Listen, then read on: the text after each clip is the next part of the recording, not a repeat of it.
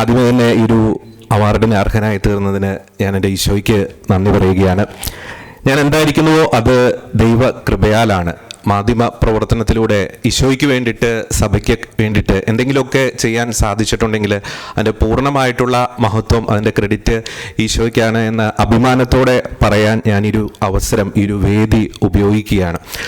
ഒപ്പം തന്നെ ഈ ഒരു അവാർഡിനായി എന്നെ തിരഞ്ഞെടുത്ത ചങ്ങനാശ്ശേരി അതിരൂപതയ്ക്കും മാക് ടി വിക്കും നന്ദി പറയുകയാണ്. മാക് ടി വി മാധ്യമ ശുശ്രൂഷ മേഖലയിൽ ചെയ്യുന്ന സുദൃഢമായിട്ടുള്ള സേവനത്തിന് അഭിനന്ദനങ്ങളും ആശംസകളും അറിയിക്കുകയാണ്. അഭിമന്യ തോമസ് തറയിൽ പിതാവ് നമ്മോടൊപ്പമുണ്ട്. ഒരു കത്തോലിക്ക മാധ്യമ പ്രവർത്തകൻ എന്ന നിലയിൽ അഭിമന്യ തോമസ് തറയിൽ പിതാവിൻ്റെ പ്രസംഗങ്ങൾ പലപ്പോഴും എനിക്കൊരു പാഠപുസ്തകം തന്നെയാണ്.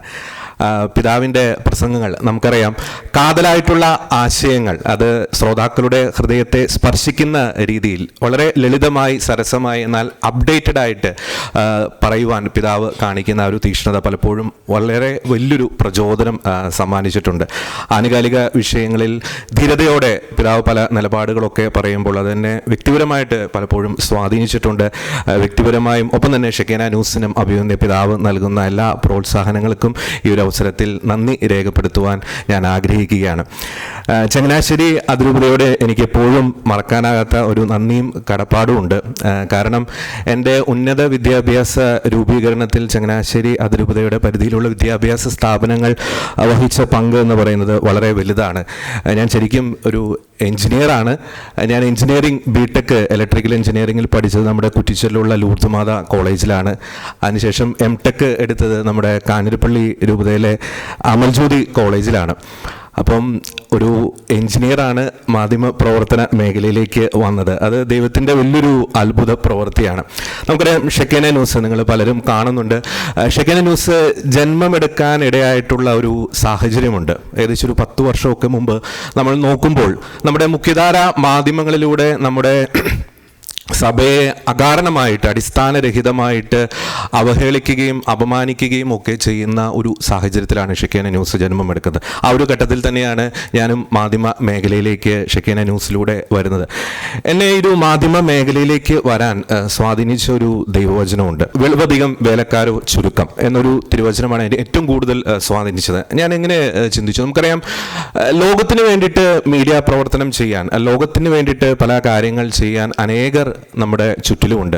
പക്ഷേ നമ്മുടെ അമ്മയായ സഭയ്ക്ക് വേണ്ടിയിട്ട്, സഭയുടെ ശബ്ദമായി ദൃശ്യമാധ്യമ മേഖലയിൽ മാധ്യമ പ്രവർത്തനം നടത്താൻ, കർത്താവിന് വേണ്ടിയിട്ട് മീഡിയ മേഖലയിൽ എന്തെങ്കിലുമൊക്കെ ചെയ്യാൻ വേലക്കാർ ചുരുക്കമാണ് എന്നൊരു ചിന്ത എന്നെ വളരെയധികം സ്പർശിച്ചു. മറ്റൊരു രണ്ടാമത്തെ ഒരു ചിന്ത എന്ന് പറയുന്നത്, നമുക്കറിയാം, സഭയ്ക്ക് വേണ്ടി എന്തെങ്കിലുമൊക്കെ ചെയ്യുക എന്നത് ഇന്നയാളുടെ ഉത്തരവാദിത്തമാണ്, ആളുടെ ഉത്തരവാദിത്തമാണ്, അല്ലെങ്കിൽ ആൾ ചെയ്തോളും, ഇന്നയാൾ ചെയ്തോളും. അതല്ല, നമ്മുടെ അമ്മയായിട്ടുള്ള സഭയ്ക്ക് വേണ്ടി എന്തെങ്കിലുമൊക്കെ ചെയ്യുക എന്നത് എൻ്റെ കടമയാണ്. എൻ്റെ ഈശോയ്ക്ക് വേണ്ടിയിട്ട് എന്തെങ്കിലുമൊക്കെ ചെയ്യുക എന്നത് എൻ്റെ ദൗത്യമാണ്, എൻ്റെ ഉത്തരവാദിത്തമാണ്.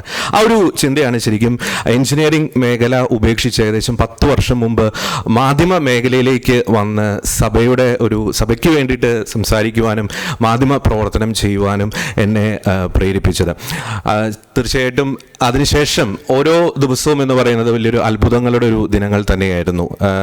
എന്നെ സംബന്ധിച്ച് നമുക്കറിയാം, പ്രോഗ്രാം അവതരണത്തിൽ എനിക്ക് ആകപ്പാടെ ഉണ്ടായിരുന്നൊരു എക്സ്പീരിയൻസ് എന്ന് പറയുന്നത് നമ്മുടെ മിഷൻ ലീഗ് അല്ലെങ്കിൽ CML കലോത്സവങ്ങളിലൊക്കെ സമ്മാനങ്ങളൊക്കെ കിട്ടുമായിരുന്നു പ്രസംഗ മത്സരത്തിന്. അതായിരുന്നു എനിക്കുണ്ടായിരുന്നൊരു എക്സ്പീരിയൻസ്. പിന്നെ ചെറുപ്പം മുതലേ ഈ വാർത്തകളോട് അല്ലെങ്കിൽ ന്യൂസ് പേപ്പർ വായിക്കുക, അതിനോടും ഇല്ലാത്തൊരു താല്പര്യം മനസ്സിലുണ്ടായിരുന്നു. അപ്പോൾ അതൊക്കെ പിന്നീട് ഈ മാധ്യമ പ്രവർത്തന മേഖലയിലേക്കൊക്കെ വന്നപ്പോൾ വലിയൊരു മുതൽക്കൂട്ടായി മാറി എന്നത് എടുത്തു പറയേണ്ട ഒരു കാര്യം തന്നെയാണ്. അപ്പോൾ ഓരോ ദിവസവും നമുക്കറിയാം, ആനുകാലിക വിഷയങ്ങളാണ് ഇടപെടുന്നത്. അതിൻ്റേതായിട്ടുള്ള വെല്ലുവിളികളുണ്ട്, പ്രതിസന്ധികളുണ്ട്. ഇപ്പോൾ ഒരു ഉദാഹരണം പറയുകയാണെങ്കിൽ, ഇപ്പോൾ നാളെ ഞാൻ ഓഫീസിലെത്തിയിട്ട് നാളെ ഡിബേറ്റിന് ഏത് വിഷയം ചർച്ചയ്ക്ക് എടുക്കണം എന്ന കാര്യത്തിൽ ഇപ്പോൾ എനിക്കൊരു വ്യക്തതയില്ല. ഒരുപക്ഷെ നാളെ ആയിരിക്കും പുതിയൊരു വിഷയം സംഭവിക്കുന്നത്. അപ്പോൾ ആ വിഷയങ്ങളിലൊക്കെ ഒരു പക്വതയോടെ, വിവേകത്തോടെ ഒരു നിലപാടെടുക്കാൻ കഴിയുക എന്ന് പറയുന്നത് ദൈവത്തിൻ്റെ ഒരു കൃപ കൊണ്ട് മാത്രമാണ്. എന്നാൽ പ്രത്യേകം നിങ്ങൾ പ്രാർത്ഥിക്കണം. പ്രത്യേകിച്ച് ഷെക്കേന ന്യൂസിന് വേണ്ടിയിട്ട് നിങ്ങൾ പ്രത്യേകം പ്രാർത്ഥിക്കണം. ദൈവപരിപാലനയിൽ മാത്രം ആശ്രയിച്ചുകൊണ്ട് മുന്നോട്ട് പോകുന്ന ഒരു പ്രസ്ഥാനമാണ്. അതിനാൽ നിങ്ങൾ പ്രത്യേകം പ്രാർത്ഥിക്കണം. വെല്ലുവിളികളുണ്ട്, പ്രതിസന്ധികളൊക്കെ ഉണ്ട്. അപ്പോൾ അതിനെല്ലാം മധ്യേ ഈശോയ്ക്ക് വേണ്ടിയിട്ട് ധീരതയോടെ ശുശ്രൂഷ ചെയ്യുവാനുള്ള വലിയൊരു കൃപയ്ക്കായിട്ട് പ്രാർത്ഥിക്കുക. ഒപ്പം തന്നെ ഈ ഒരു അവാർഡ് അല്ലെങ്കിൽ ഒരു പുരസ്കാരം എന്നത് ഒരു അംഗീകാരം എന്നതിനേക്കാൾ ഉപരി ഇനിയും കൂടുതൽ വളരുവാനുണ്ട്, ഇനിയും കൂടുതൽ ഉയരുവാനുണ്ട്, ഇനിയും കൂടുതൽ മികച്ച പ്രകടനം കാഴ്ചവെക്കാനുണ്ട് എന്നൊരു ഓർമ്മപ്പെടുത്തലായി കൂടി ഈ ഒരു അവാർഡിനെ, ഒരു പുരസ്കാരത്തെ ഞാൻ കാണുകയാണ്. അപ്പോൾ ഏറ്റവും അവസാനമായി എല്ലാവരോടും എനിക്ക് പറയാനുള്ളത്, നമ്മൾ കർത്താവിൻ്റെ കോളിനോട് യേസ് പറയാം. നമ്മളല്ലാതെ സഭയ്ക്ക് വേണ്ടി പ്രവർത്തിക്കാൻ മറ്റാരുമില്ല. നമ്മളല്ലാതെ സഭയ്ക്ക് വേണ്ടിയിട്ട് തീക്ഷ്ണതയോടെ നമ്മുടേതായിട്ടുള്ള മേഖലകളിൽ പ്രവർത്തിക്കാൻ മറ്റാരുമില്ല. എന്നാൽ കർത്താവ് ഒരു കോള് നമുക്ക് തന്നു കഴിഞ്ഞാൽ കർത്താവിൻ്റെ കോളിനോട് ധീരതയോടെ നമ്മൾ യെസ് പറയുക. ബാക്കി എല്ലാ കാര്യങ്ങളും കർത്താവ് നോക്കിക്കൊള്ളും. നമുക്കറിയാം, നമ്മൾ സോഷ്യൽ കമ്മ്യൂണിക്കേഷൻ ഡേ ആചരിക്കുകയാണ്. നമ്മളെല്ലാവരും ഓരോ ദിവസവും പല രീതിയിൽ കമ്മ്യൂണിക്കേഷൻസ് നടത്തുന്നുണ്ട് അല്ലേ. അപ്പോൾ ഈ കമ്മ്യൂണിക്കേഷൻ ഗ്യാപ്പാണ് പലപ്പോഴും പല പ്രശ്നങ്ങൾക്കും കാരണം. അപ്പോൾ അത്തരത്തിലുള്ള ഒരു കമ്മ്യൂണിക്കേഷൻ ഗ്യാപ്പ് സംഭവിക്കുമ്പോൾ ആ ഗ്യാപ്പുകളെ നികത്തുന്ന സ്നേഹത്തിൻ്റെ, സാന്ത്വനത്തിൻ്റെ പാലങ്ങളായി നമ്മുടെ ഓരോരുത്തരുടെയും കമ്മ്യൂണിക്കേഷൻസ് മാറട്ടെ എന്ന് പ്രത്യേകം ആശംസിക്കുന്നു. എല്ലാവരും ഈശോ സമൃദ്ധമായി അനുഗ്രഹിക്കട്ടെ. ഒരിക്കൽ കൂടി എല്ലാവർക്കും നന്ദി. Thank you.